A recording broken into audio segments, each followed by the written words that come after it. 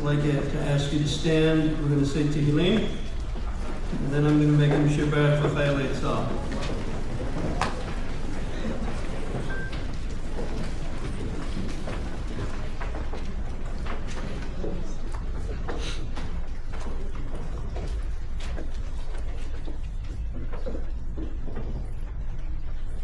שיר המעלות, אשא עיני להרים, מאין יבוא עזרי. עזרי מעם אדוני, עושה שמיים בארץ. אל יתן למות רגליך, אל ינום שומרך. הנה לא ינום ולא יישן, שומר ישראל. אדוני שומרך, אדוני צילך, על יד ימינך.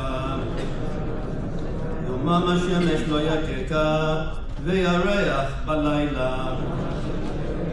אדוני ישמרך מכל רע, ישמור את נפשך. אדוני ישמע צאתך ובואך, מעתה ועד עולם. שיר המעלות, ממעמקים קראתיך אדוני. אדוני ישמע בקולי, תהיינה אוזניך קשובות לכל תחנוני. אם עוונות תשמוריה, אדוני מי יעמוד? כי לך סליחה, למען תברך. בידי אדוני כבתה נפשי, ולדברו הוכלתי. נפשי לאדוני משומרים לבוקר, שומרים לבוקר. יחל ישראל לאדוני, כי מאדוני החסד והרבה עמו פדות. הוא יפדה את ישראל מכל עוונותיו. שברך אבותינו אברהם, יצחק ויעקב. הוא יברך את חיילי צבא ההגנה לישראל ואנשי כוחות הביטחון. העומדים על משמר ארצנו ואלוהינו, מלבנון עד מדבר מצרים, מים הגדול עד לבוא הערבה, ביבשה, באוויר ובים. ייתן את אדוני את אויבינו הקמים עלינו, ניגפים לפניהם. הקדוש ברוך הוא ישמור ויציל את חיילינו מכל צרה וצוקה, מכל נגע ומחלה, וישלח ברכה והצלחה בכל מעשה ידיהם. ידבר שונאינו תחתיהם, ויעטרם בחטא ישועה ועטרת ניצחון. ויקוים הכתוב, כי אדוני אלוהיכם, ההולך עמכם להילחם עם אויביכם, להושיע אתכם, ונאמר אמן.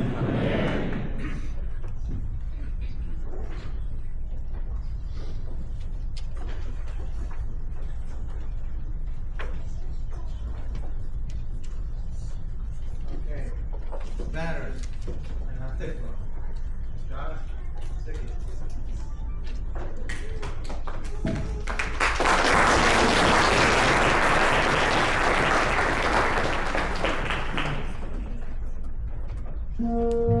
it.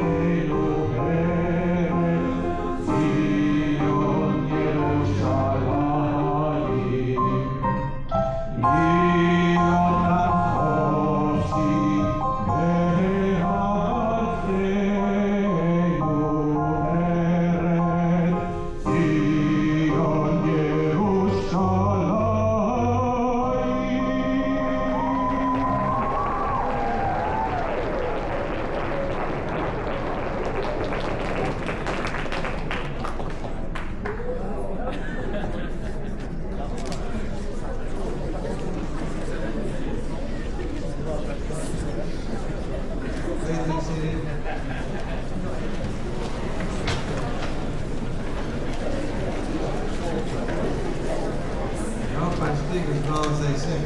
That. The question is, the parsha to tie into this particular auspicious event. Of course, you guys got here, you know why. As your moms and dads and grandparents and team faculty.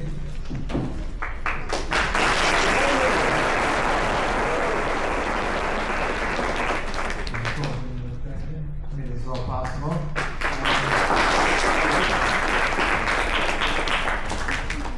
Go instead.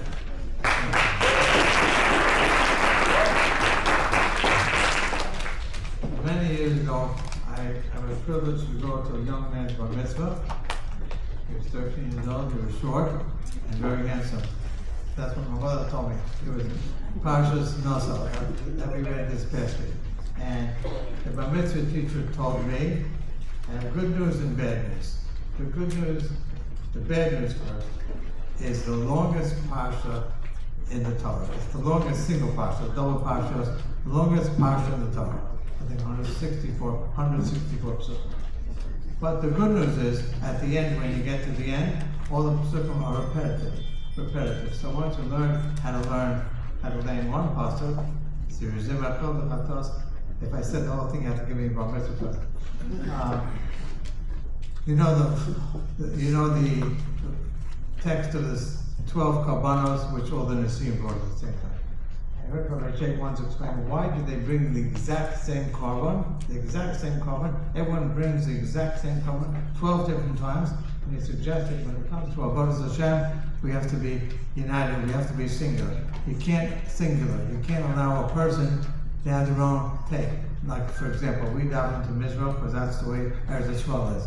If a person goes to the Negev, he davens north, maybe northeast. You can't say, well, I like davening east. You can't say that. You have to daven to the way you're supposed to daven. So there are many, many things that are regulated by the Shulchan Aruch that we have to follow exactly what the Shulchan Aruch says. Another interesting thing in the parsha is the idea of the Nazir. If you read the parsha or you paid attention, the idea of the Nazir, which means to say that the Nazir, could be a man or woman, they take upon a vow of Nazirus, and there's many, many halachos that the Torah enumerates about what he could do when he can become tamei, drinking wine, all that kind of stuff. So it seems like the Torah is okay with the Nazir. In fact, there's a tractate in the library, the Seftas Nazir, that we talk about all the laws that a Nazir has. The Rambam has it, and Hilchos Haflah, all the laws that a Nazir has to practice. So it sounds like it's okay. But yet, if you go further in the Psukim, it says a Nazir brings a korban, brings a sacrifice. And the sacrifice is, one of the sacrifices is a korban chatos, which means he sinned. So the question is Nazir a bad thing? In fact, Chazal say, why does he bring a korban chatos? What's the sin that he committed? Because he deprived himself of wine. Wine is a God-given enjoyment that we can have. We get Kiddush Friday night. People take the wine and have a $50 bottle, $40 bottle, $80 bottle. So wine is a delicacy, and we're supposed to be able to enjoy it.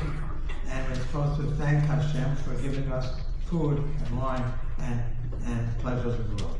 So therefore, we're supposed to enjoy wine, and it's a sin if you deprive yourself of wine, because you're depriving yourself of a God-given enjoyment. So on the one hand, it's bad. On the other hand, it seems like it's okay and it's tolerated. So the question is, how do you reconcile these two ideas? On the one hand, it's no good, it's a no-no. On the other hand, it's considered okay. And I think the issue is, what is the mindset of the person that takes on Nazirus? Why does the person become another? It could be he takes on Nazirus because he thinks it's a religious thing to prohibit, more prohibitions are better. So if I take on another prohibition that I was not required to take, I'm extra religious. That attitude is the wrong attitude, because on the contrary, you're supposed to do your best to enjoy the world within the halakhic system, of course, and you're not allowed to say something is asur, because it's really allowed. So when you guys grow up, with parental permission, of course, you can drink a little wine. So that's one halacha, that you can enjoy wine for the sake. But if you take on a prohibition of wine for the right reason, means I really evaluate myself. I know the 635 prohibitions, 365 prohibitions that the Torah has, and multiple restrictions that the Chachamim imposed on top of that to make sure we don't violate the Torah. So that if I make a careful cheshbon on nefesh, maybe I shouldn't drink wine. Maybe it's not a good thing for me. I know a fellow that used to be on a diet, and the diet wasn't enough to restrict himself from chocolate cake. I like chocolate cake. So he made a neder. A neder meant a halachic restriction, kind of another impetus, another motivation, which got him to stay away from the wine.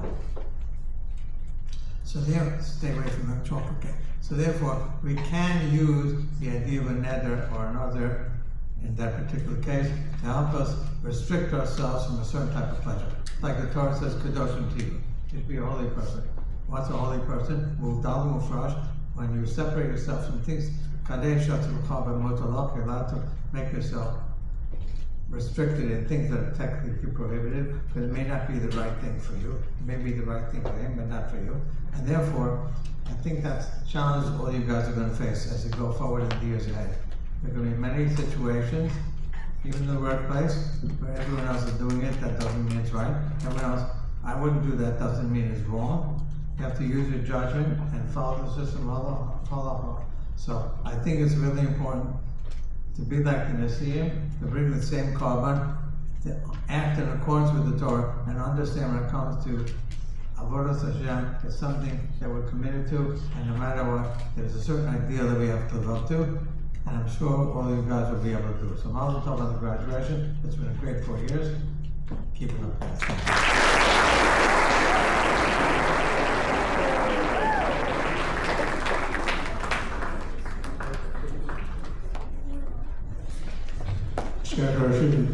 We'd like to now call up our salutatorian, Shlomo Inoyata.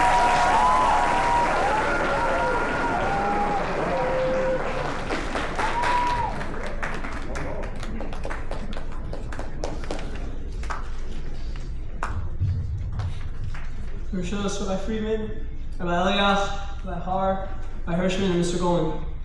Good evening, everyone, and thank you for coming to celebrate our graduation with us tonight. I'm honored to represent my grade as their salutatorian. It's been amazing to see how far we've come since freshman year. In September 2020, my classmates and I arrived at our first day of school, all assuming that COVID would ruin freshman year. But as time went on, we realized that the warm and welcoming atmosphere that the teachers of Rambam provided would take away the darkness from COVID. And over here today, we stand before you as our graduates and celebrating becoming Rambam men.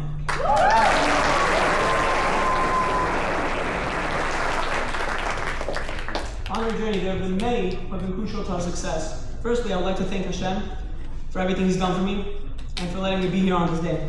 Secondly, I would like to thank my parents, my grandparents, and my siblings for all their support and help throughout everything, pushing me to challenge myself and go out of my comfort zone. Thank you for believing me and motivating me to do things I never thought possible. I would also like to thank Rabbi Friedman and Rabbi Eliach for helping me get the most out of my high school experience, and also providing me with a unique outlook on Judaism/Zionism. I've been in 2 classes with Rabbi Eliach, Zionism and detention. Both were inspiring and extremely educational. Unfortunately, this year I wasn't really qualified to get into the detention list, thanks to Rabbi Siklik, and I missed out on that opportunity to hang out with Rabbi Eliach. Thank you, Mr. Golan and Rabbi Hirschman, for always being there for us, and for being the easiest people to talk to. From day one, you've been giving us advice in and out of the school, and we really appreciate it. We also know that you've been our role models and mentors in many different aspects. Thank you, Chani and Naomi, for making our lives so much easier, and also giving us free food all the time. I also want to thank all the Rebbeim and all the teachers who have put up with me for 4 years, and specifically Rabbi Rosenzweig, Rabbi Mr. Ganelis, Rabbi Shimon, Rabbi Siklik, and Rabbi Kovitz, and obviously Ms. Dixon, thank you so much.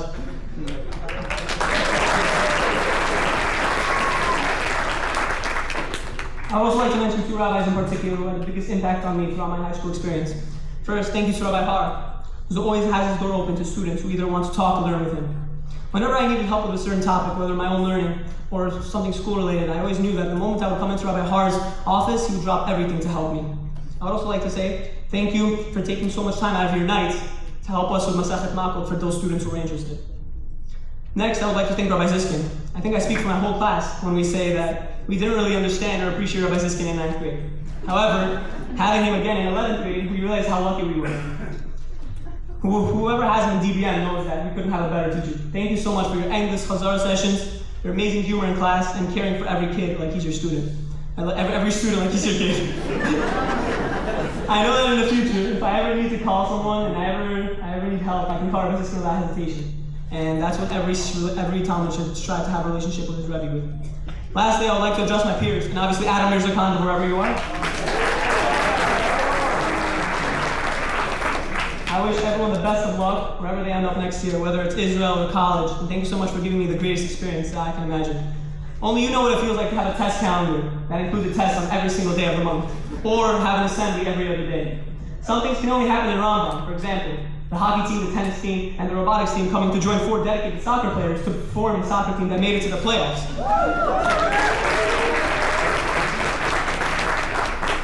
Or having an accounting high school class that was so grueling and productive that it put the Cal BC guys to shame. We truly have a really unbreakable bond from our experiences from high school. I think I speak for my whole grade when I say we really wish we could stick around an extra year to see all those interesting rules and regulations they put up. You know? However, now that we begin our own journey to Rambam, I'd like to share a few words of wisdom that hopefully we will take and advance toward our future. In our upcoming parsha, Parshat Beha'alotcha, Hashem tells Moshe and explains to Moshe the laws of the menorah. And Moshe passes this information on to Aaron. The Torah then says, and Aaron did just as God commanded. This pasuk was interesting to me because it raised the question, why exactly does the Torah need to emphasize and reinforce the fact that Aaron did like God commanded? And we know this is obvious. Why would it waste the whole pasuk just to tell us this? Rashi explains something interesting. He says that we're giving praise to Aaron because he did not change his ways. We can interpret Rashi to mean as follows. The Torah is giving special praise to Aaron HaKohen because he lit the menorah every day with the same passion that he did on the first day. It never became a matter of routine to him. He fulfilled his duty every day with the same joy, excitement, and devotion. I remember my first time putting on tefillin. I was so excited about doing this mitzvah. Unfortunately though, as time went on, there was a danger that it became a mindless part of my robotic everyday life. If I didn't focus on the significance of the mitzvah, I couldn't fulfill it with the same energy. In life, there's always that spark of inspiration. We have that passion and drive which gives us what we want, whether it's mitzvah, college, or other projects. However, over time, that spark fizzles out, and we struggle to continue striving towards our ultimate goals. We need to emulate Aaron and remember the same initial passion and put all of our effort into what we do. And only then can we truly succeed. My final message to you is this. Whatever our goals may be, remember that improvement is dependent on how much energy and passion we put into our work. That is how we can become the best that we can be, and in doing so, emulate Aaron and his characteristics. Thank you and congratulations to the class of 2024.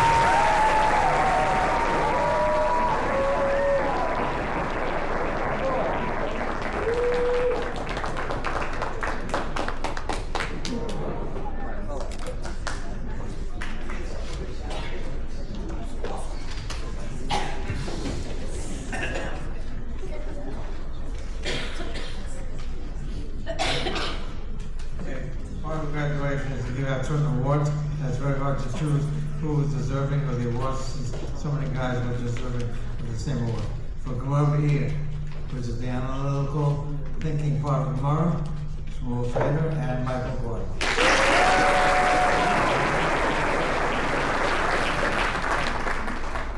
Stand up right there.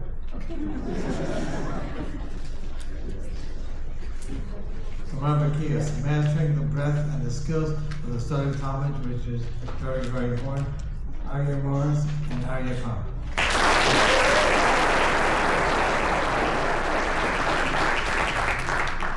Halacha, practical halacha, studying practice of Jewish law, Danny Schreiner and Jerry Secret.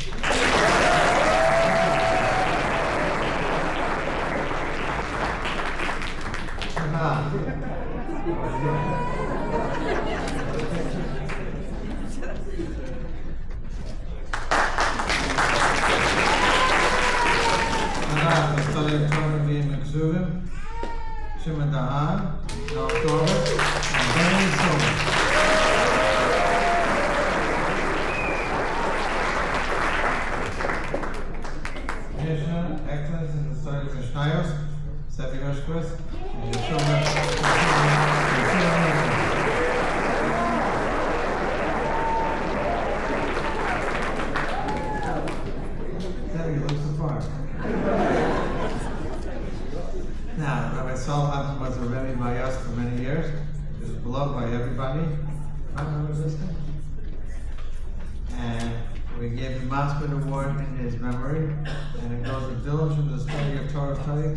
Danny Roth, right here.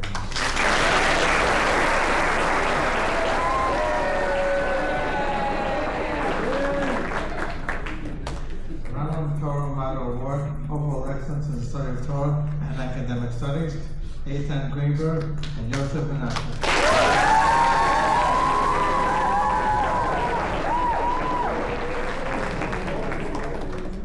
Award for enhancing the atmosphere of Rambam Yonim, Avi Barningham and Douglas Koenigsberg.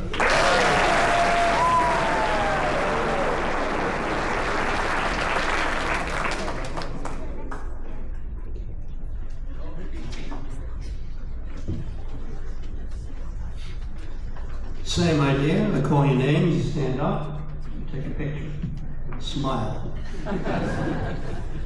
Okay, for the study of sciences, just up here a few minutes ago, Shlomo Inayato.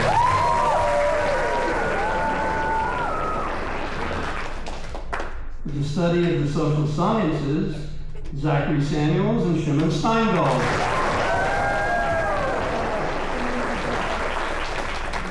For the study of English literature, Joshua Aminoff, Itamar Ben-Oni.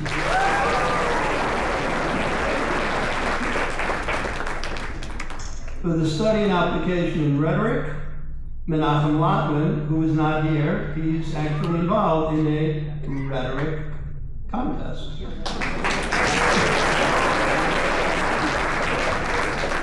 The study of computer science, this is going to be a big shocker. Siggy Arnbach and Johnny Roth.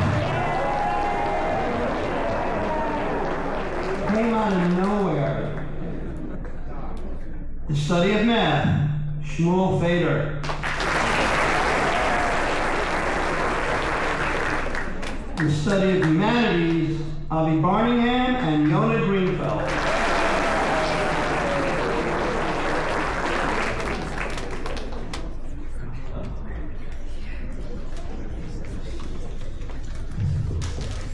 Good evening, everyone. I'm Helen Goldman, Associate Principal. Mazel tov to the graduates.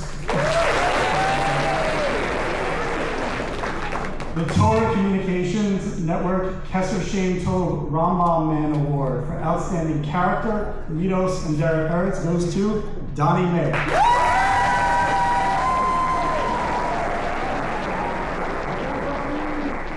The Mr. Jack Issaroff Memorial Award, exemplifying outstanding Midos and humility, goes to Yosef Menashe,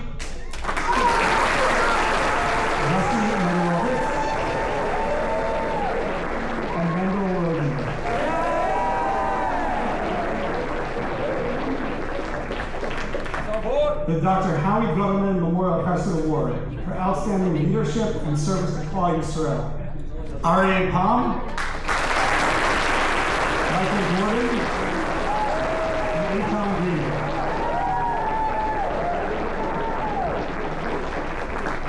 The Moshe Lipinchuk Mamanachai Viral Memorial Award, outstanding midos and concern for others, epitomizing the ideal of Klal Yisrael of Raven Zelazeh, Shlomo Inoyata.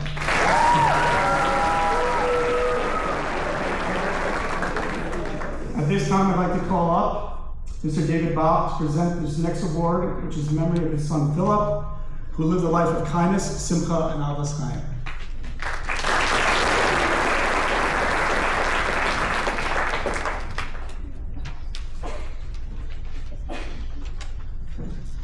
Okay, this is for the Philip Bach Memorial Keter Shem Tov Award. Midos, as I understand it, refers to the character traits or virtues. It's how we represent who we are and how we act towards others. A person with good midos is what we call a mensch. What is a mensch? Webster defines the word as a decent and responsible human being.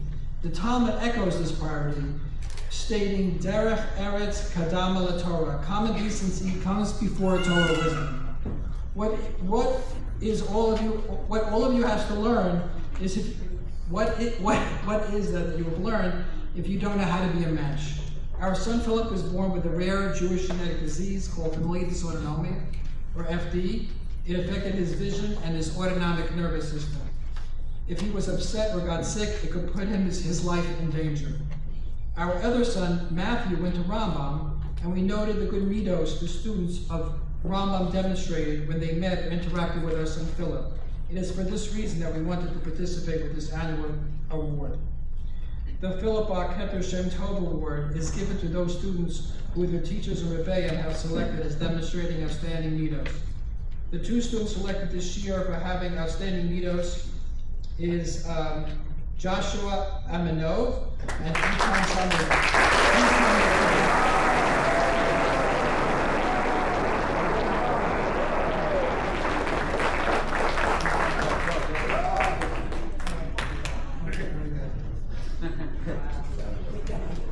Where's Eitan? Oh, here we go.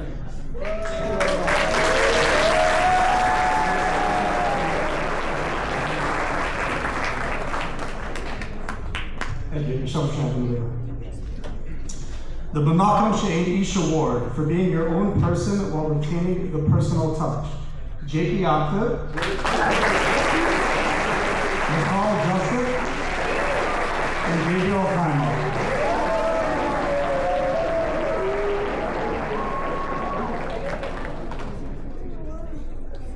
The School Culture Award for your hunger for knowledge and dedication to adding to the school culture.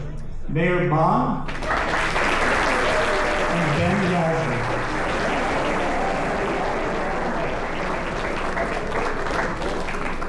The Derek Award for being a positive presence, having a positive attitude, and making it look easy.